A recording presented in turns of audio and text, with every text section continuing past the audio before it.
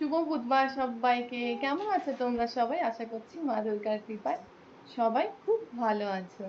আজকের আরেকটি নতুন ব্লগ নিয়ে চলে এসেছি। আজ একটা হেলদি এবং খুব কম সময়ের মধ্যে একটা ব্রেকফাস্ট বানাবো, সেটাই তোমাদের সাথে শেয়ার করব।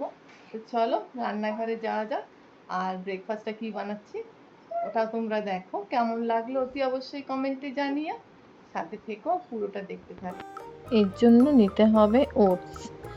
মাসালা ওটস থাকলে ভালো, না ছাড়া প্লেন ওটসও ইউজ করলে হবে।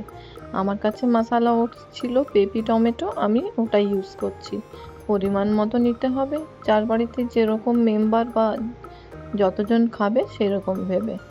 আমি আমার জন্যই বানাচ্ছি, সেই জন্য আমি আমার মতো করে নিয়েছি।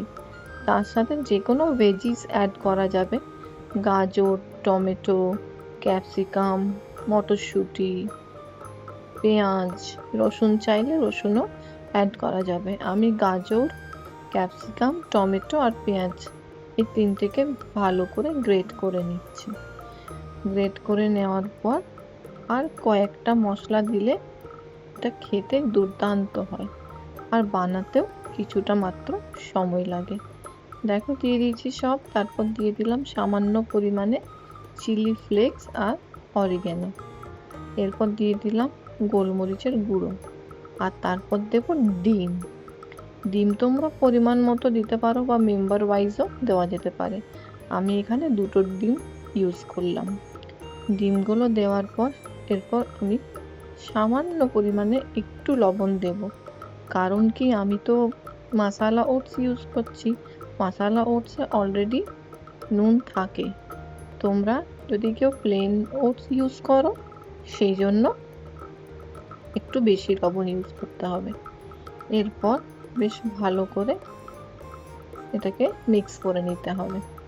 চাইলে জল দিতে পারো, আমার জলের দরকার পড়েনি, কারণ কি টমেটোর যে রসটা থাকে আর ডিম এটা দিয়েই বেশ ভালো করে ফেটানো হয়ে গেল। এরপর আমি 15 মিনিটের মতন রেস্টে রেখেছিলাম। 15 মিনিটের মতন রেস্টে রাখার পর একটা ফ্রাইং প্যান নিয়ে পরে তেল দিয়েছি, বাটার দিয়ে করলেও হয়, আমি সানফ্লাওয়ার অয়েল দিয়েই করছি। তারপর ব্যাটারটা ঠিক এরকমই করতে হবে, থিকনেসটা যেন এমনই থাকে। তো দেখো একদম কি সুন্দর হয়ে গেছে। আর যেহেতু আমি একটু মোটা মোটা করেছি, একদিকটা একটু ভেঙে গেল, সেটা কোনো ব্যাপার নয়, টেস্টটাই আসল। খেতে অসাধারণ হয়।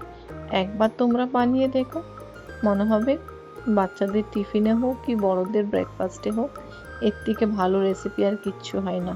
হেলদি এবং টেস্টি। আবার কেউ চাইলে এইভাবে পিস করেও খেতে পারো, আমি দু রকম করেই দেখিয়ে দিলাম। তার সাথে মেয়োনিজ আমি এখানে অ্যাড করেছি। তোমরা চাইলে গ্রিন চাটনি কি দই দিয়েও খেতে পারো।